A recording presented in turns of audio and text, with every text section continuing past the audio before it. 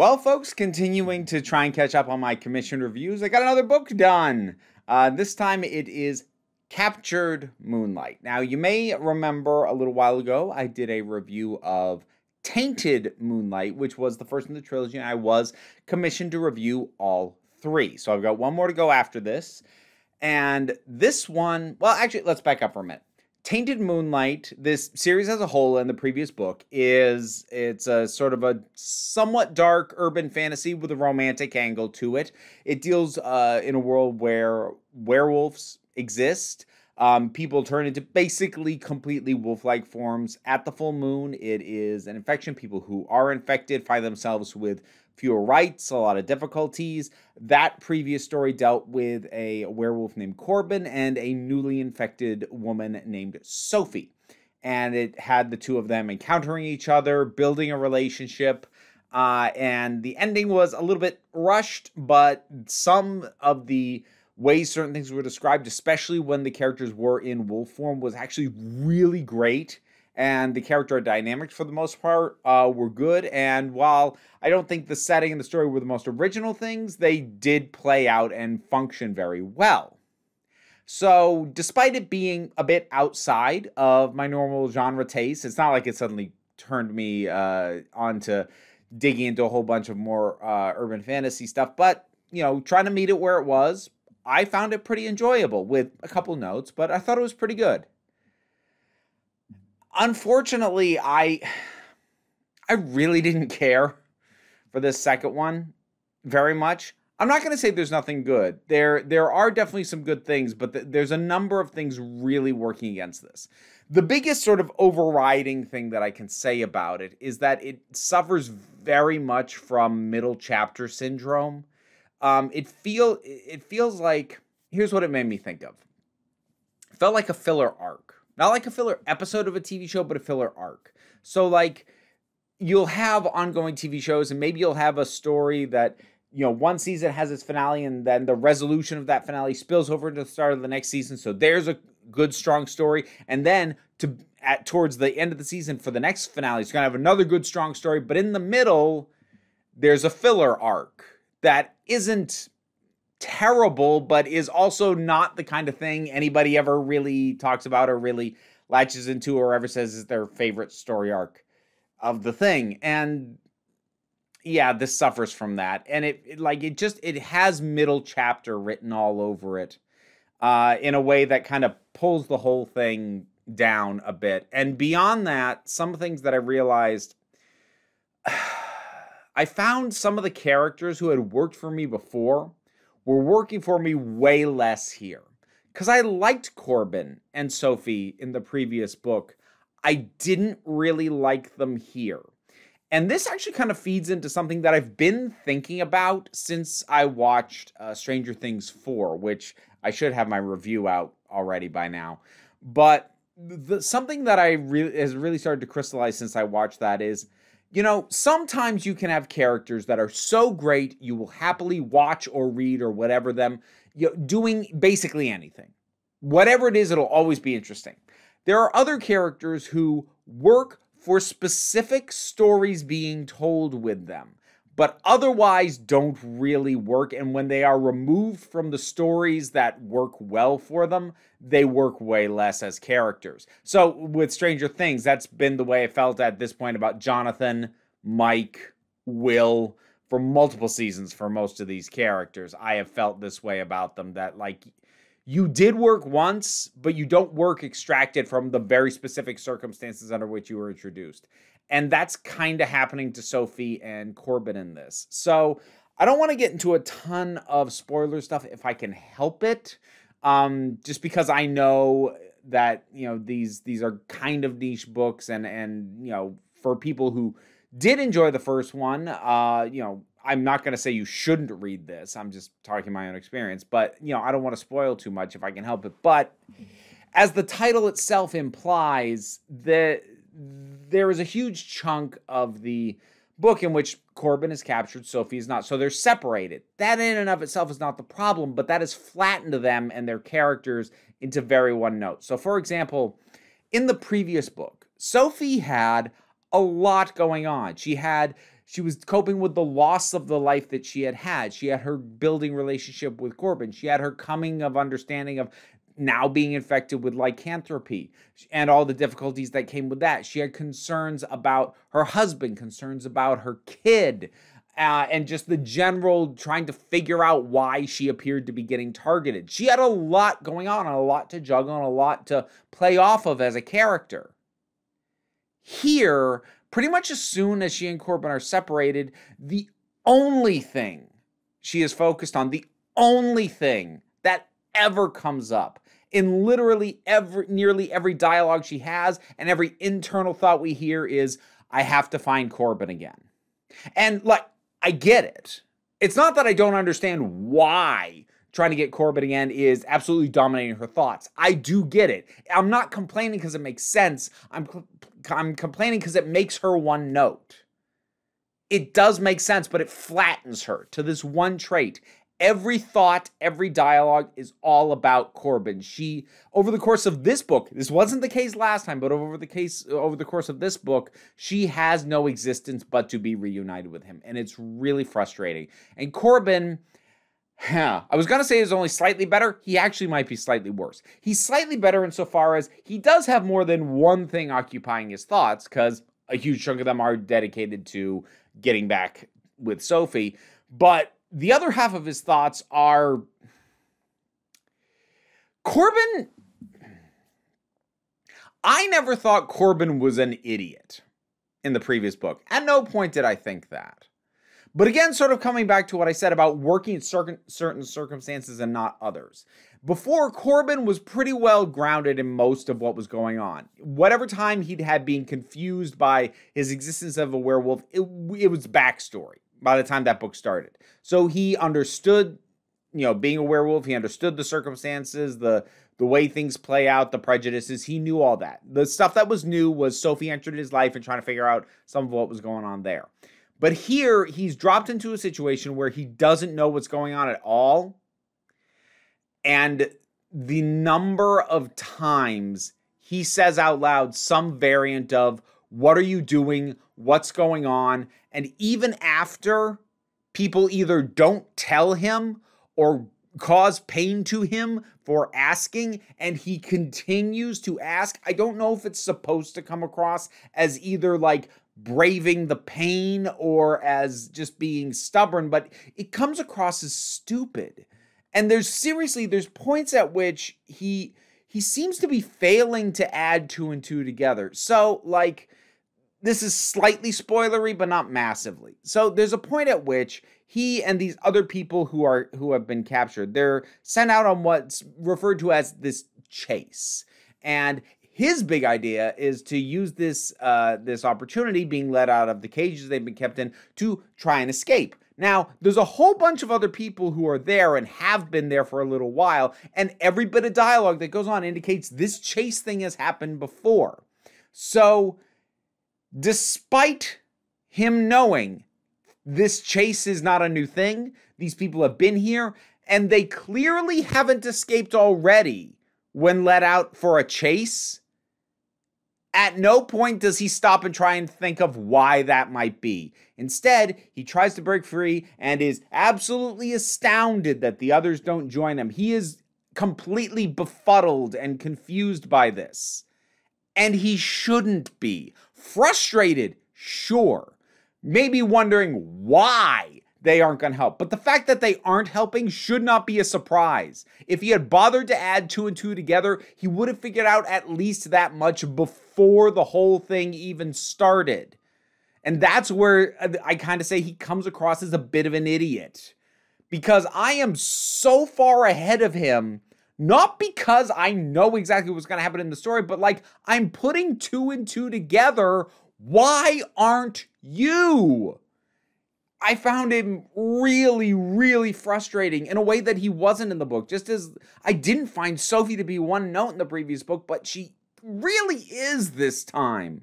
Now, I'm hammering on the stuff that was frustrating to me. I want to be clear. There is stuff that is good here. And some of it is the same stuff that was good last time.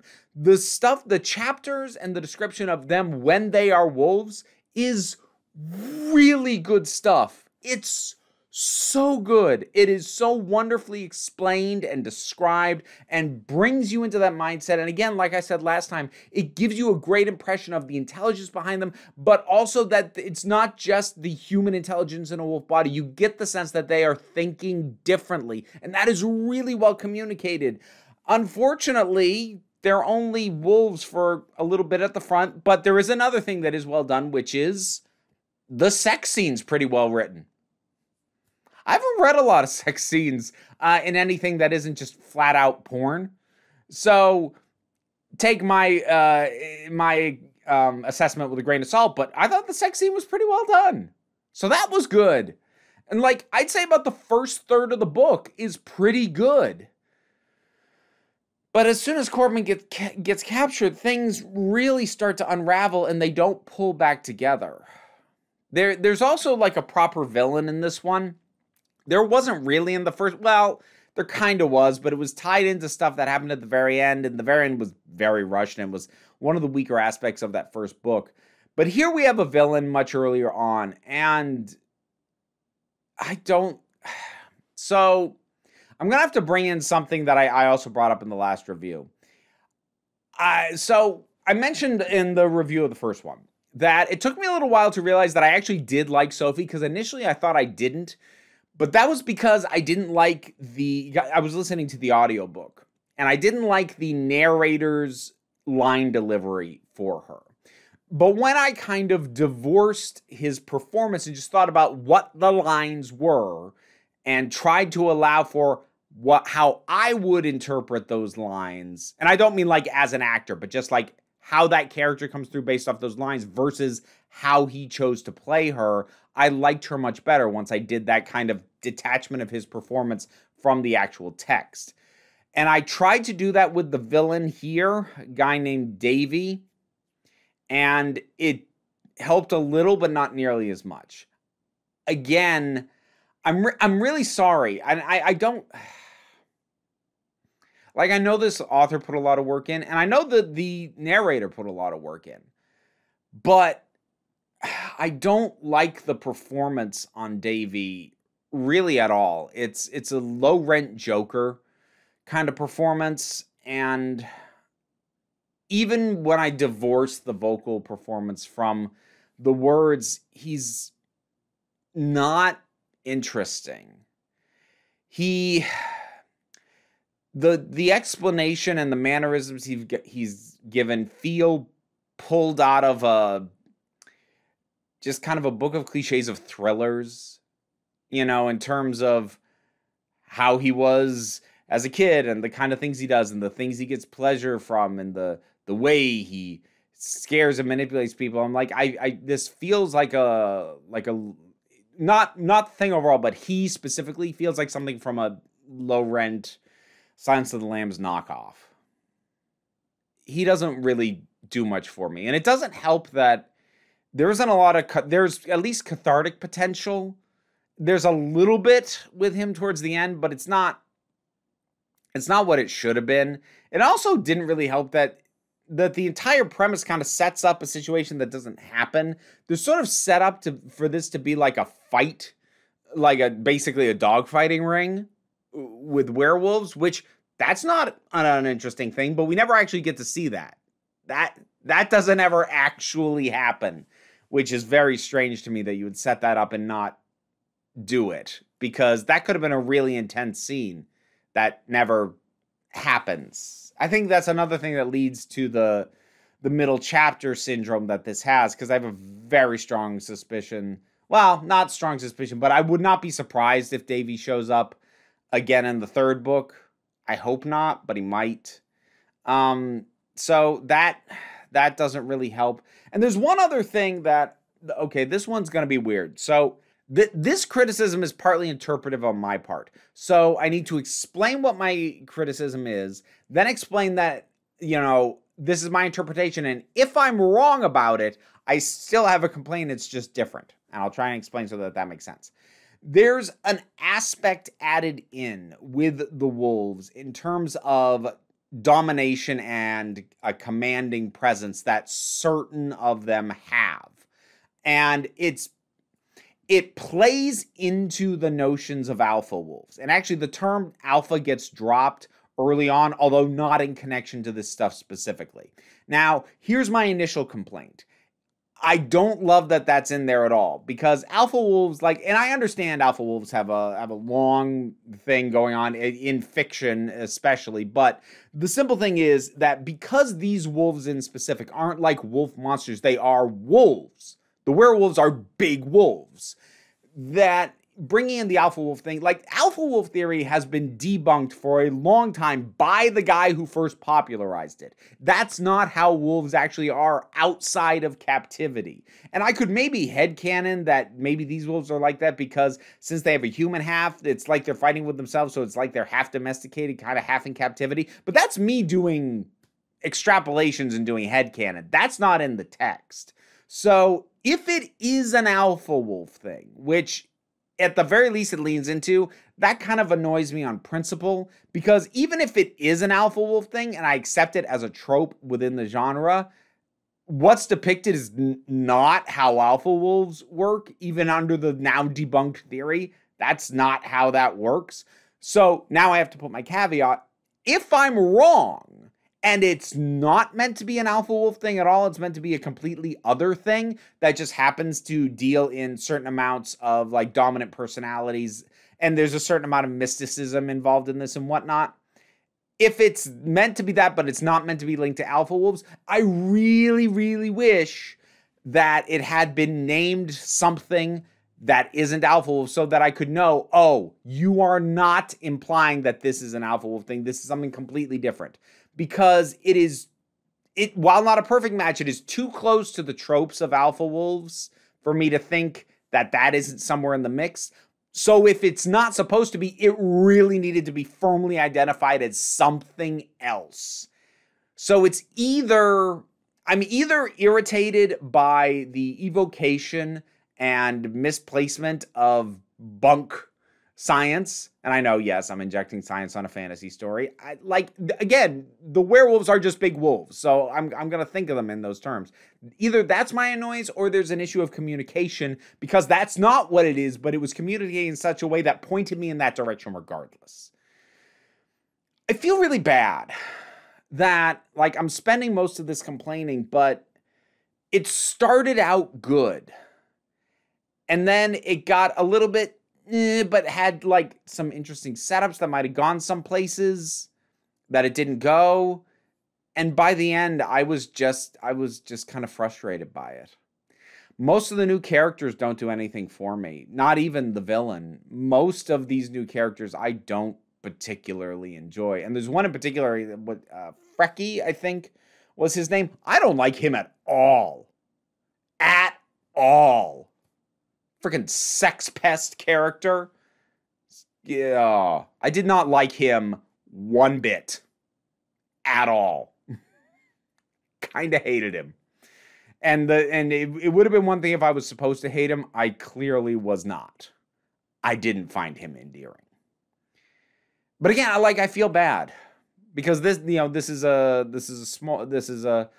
smaller and indie writer, and I don't like pulling this stuff apart, but I found this one really frustrating. And I really hope that the third one, which I have been commissioned for, can get back to the stuff that I liked in the first one. Because I liked the first one quite a bit more than this. And this still had bits of what I liked from the first one, but they are all front-loaded. It's much harder to maintain enthusiasm when the best stuff was multiple chapters ago. Whereas in the first book, there was stuff that I didn't love, but the good stuff was sprinkled across it throughout. And the ending was really strong, some of it. So here, all the strong stuff being in the front end and then it kind of falling apart after that, it just makes for a much more frustrating experience. I'm really sorry. I don't... This is why I really caution people. And this is not the last time that I will have been commissioned to read somebody's own work. I've got more of those coming up. This is why I try to be very clear. I don't promise a positive review. It's gonna be honest. And honestly, this one really frustrated me. Fingers crossed for the third one. I'm not doing it right off. I'm gonna take a breather. I've been commissioned to do another culture book by Ian M. Banks, so I gotta work on that. It's even longer than the last one, so I don't know how long that's gonna take me, but that's what I need to work on next as far as books go. But in any case, have you read this? Or what are your thoughts on these kinds of books, series, genre, things in general? Whatever they are, drop something down in the comments. Let's talk about it. Patreon was how I was commissioned to review these, and I probably just scared off lots of other people from reviewing things that they themselves wrote. But like, you can commission me to review almost anything. You can check that out there, and you can support me at any tier, and it all helps. But don't worry too much about it. Like, share, subscribe, help me out as well. And we try and take a relaxed attitude around here, so, you know, don't sweat it. Just come on back next time you need a break. All right. I've got thanks to give for my Patreon supporters. Robin Moore, Zubin Fala, Tarak, The Thing That Goes Doink in the Anime, Oliver B., Linda Walters, Emu Delki, The Oath of Boyd, TT, Fernobulax the Poodle, Zach, Idolin, Tracy Scrabbit, Angry Casperl, Toku BL Huvian, Adam RDL Taylor, Shane Ross, Shayla Gourlay, and Brendan LaRose. The Rats and I thank you.